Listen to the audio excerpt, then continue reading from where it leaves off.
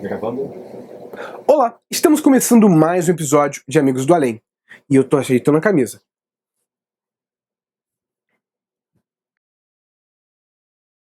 Olá, estamos começando mais um episódio de Amigos do Além. E no episódio de hoje, nós daremos continuidade ao nosso curso de autodefesa psíquica. Nessa terceira aula, nós veremos, então, os ataques psíquicos que são provindos através da magia negra e da goécia.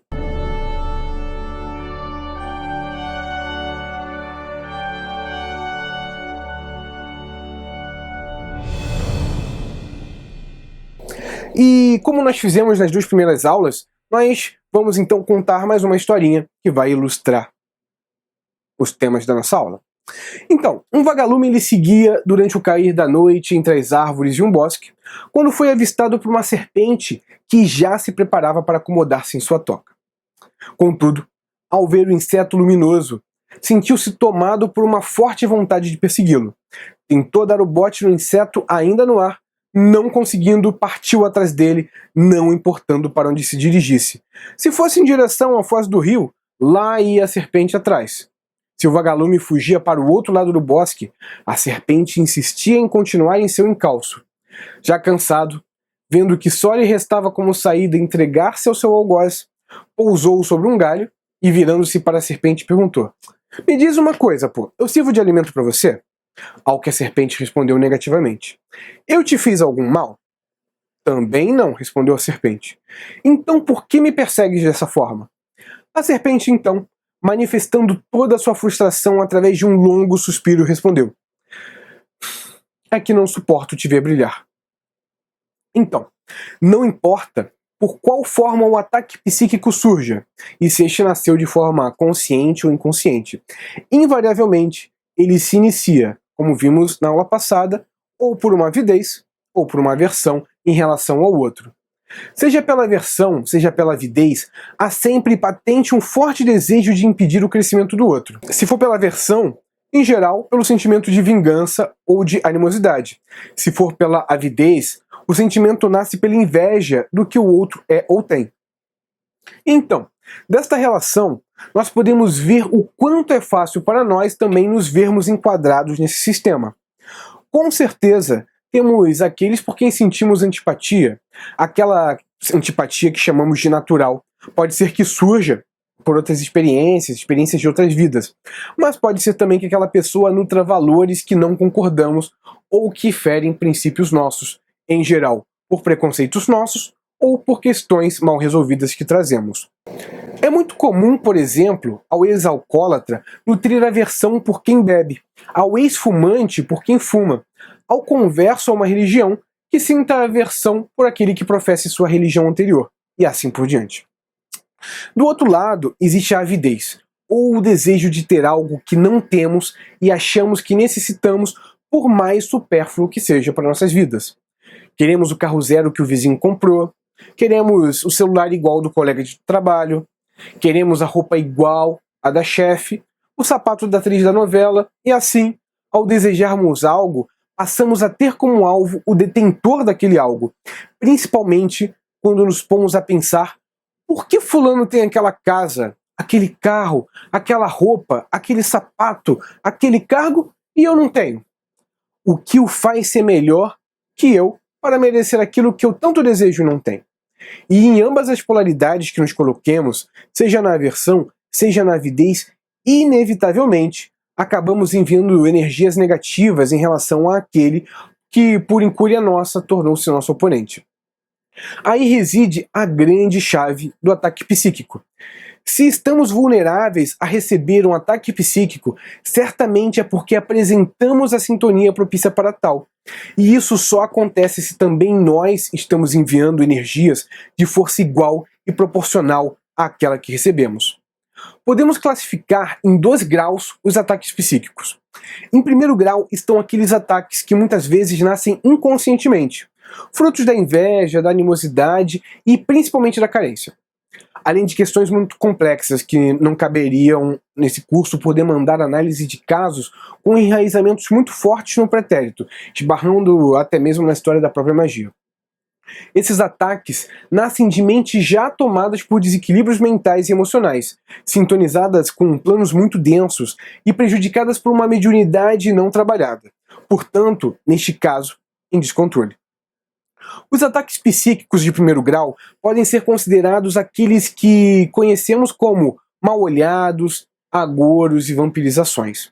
No mal-olhado, temos um pensamento de desejo muito potencializado pelos distúrbios daquele que o emana, e que atinge o dono daquilo que é desejado, promovendo neste, caso encontre brechas no campo áurico pessoal, um esvaziamento progressivo de sua energia vital, ou mesmo a geração de estados psíquicos mórbidos que geram inconvenientes, como distúrbios no sono e irritabilidade, os mesmos sintomas que vimos na aula passada. O mal-olhado tende a manifestar-se principalmente através da formação de campos de magnetismo contaminado pela mente daquele que a emanou, podendo também refletir-se no entorno de sua vítima, rebatendo-se em aparelhos eletrônicos que terminam dando defeito, plantas, peças de vidro, espelhos, animais domésticos e crianças. Em geral, esses casos eles são casos simples e facilmente resolvíveis, e eles são sanados eliminando-se o magnetismo que ficou agregado, seja através de um banho de ervas, de um passe, de um passeio em um lugar arborizado ou uma caminhada na areia da praia. Situações estas, então, que os miasmas agregados ao aura da vítima irão se desfazer ou descarregar-se no solo.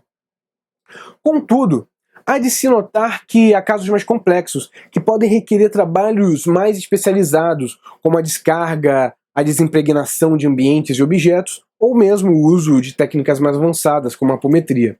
Uma boa prevenção para esses casos é o copo d'água embaixo ou ao lado da cama, durante o sono, e também você pode colocar algum elemento que possa absorver as energias no ambiente. Seja o olho de boi e um copo d'água atrás da porta, seja um catalisador radiônico feito com uma espiral de cobre e sal grosso dentro de um pote de vidro. Como proteção pessoal, também podemos utilizar elementos que remetam à fé do seu portador. Elas sempre terão um efeito positivo no sentido de rebater as energias negativas advindas do mal-olhado.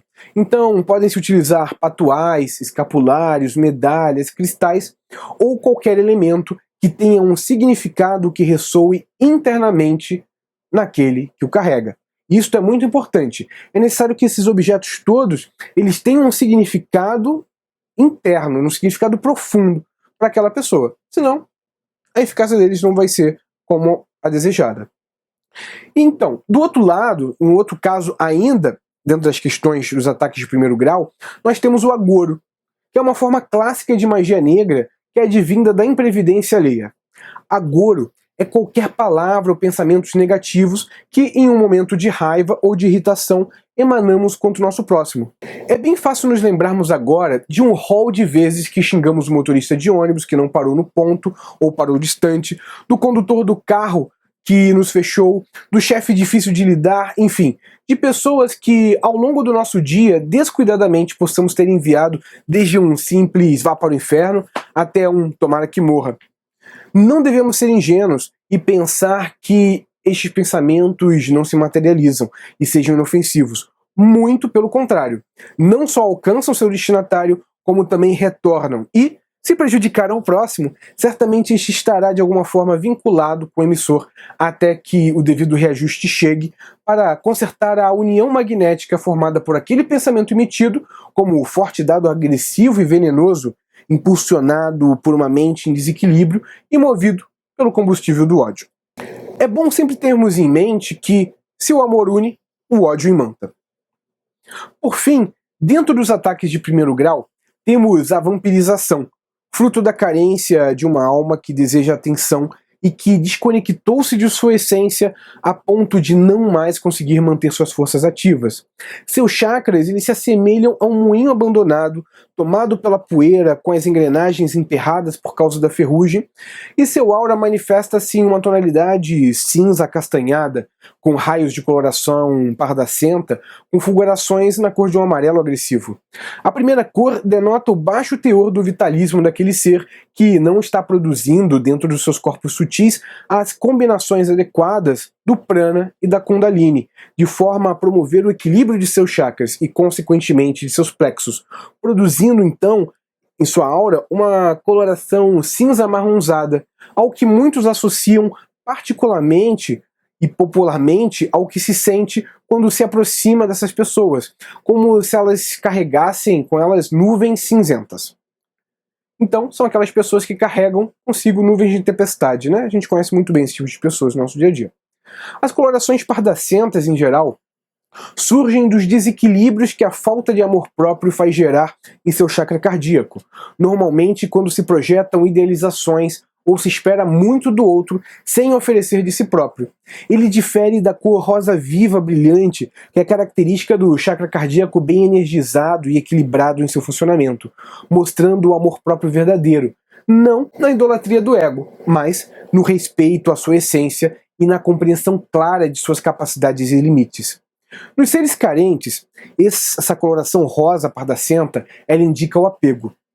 E que aquela pessoa acredita que, para se realizar, ela precisa dominar e ter o outro sempre junto de si. Por fim, ainda uma outra coloração que se pode identificar na aura dessas pessoas. É um amarelo agressivo, ácido, que denota uma mente tomada em frustrações que o tornam irritadiço, cheio de queixumes e insatisfações. Para estes seres, nada nunca está ao contento, e sempre se acham merecedores de uma estima maior do que aquela que recebem, ignorando que, muitas vezes, a generosidade alheia lhes atende com mais até do que realmente merecem. São aqueles de quem se diz que reclamam de barriga cheia. É comum sermos surpreendidos por esses indivíduos em filas de supermercado, caixas de banco, ponto de ônibus.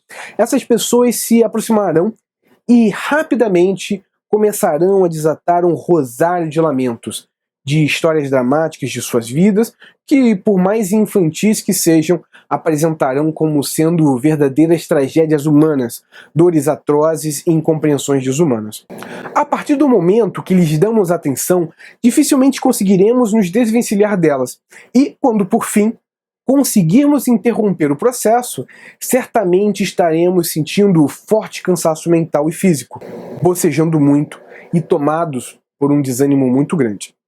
Agora, quando vocês sentirem, já saberão que acabaram de sofrer um assalto energético, ou mais especificamente, sofreram uma vampirização. Esses doentes, sem sombra de dúvida, sobrevivem alimentando-se das energias daqueles em que eles podem encostar, sejam familiares, amigos ou mesmo desconhecidos que nos param na rua. Em casos mais acentuados ou com pessoas com maior sensibilidade, é normal sentir a nuca pesar um pouco e dores também no final da coluna. Já dentro dos ataques de segundo grau, estão os trabalhos de magia e feitiçaria que podem ser feitos com a clara intenção de atingir alguém. Apesar dos efeitos serem mais ou menos devastadores, não vamos entrar em muitos detalhes nos métodos empregados, contudo, algumas questões devem ser levadas em consideração. A energia mental direcionada à vítima, ela precisa ser movida por forças muito potentes, principalmente a raiva e o ódio, a aversão e a avidez. Então, um feitiço, simpatia ou trabalho de magia gerado por quem traz esses pensamentos contra a sua vítima terá muito mais ação do que um trabalho em que alguém foi simplesmente pago para o realizar. Por mais que o mago que foi pago para fazer o trabalho detenha em si técnicas, métodos e procedimentos, manipulando forças para obtenção do objetivo pelo qual fora contratado, certamente ele não conseguirá emular em si o ódio ou a disposição mental contra a vítima, posto que não é um sentimento que ele nutre naturalmente pela pessoa. E, novamente, não podemos nos esquecer que a vontade daquele que encomendou o trabalho une-se às energias manipuladas pelo feiticeiro, somando-se e potencializando-se para assim atingir em cheio sua vítima.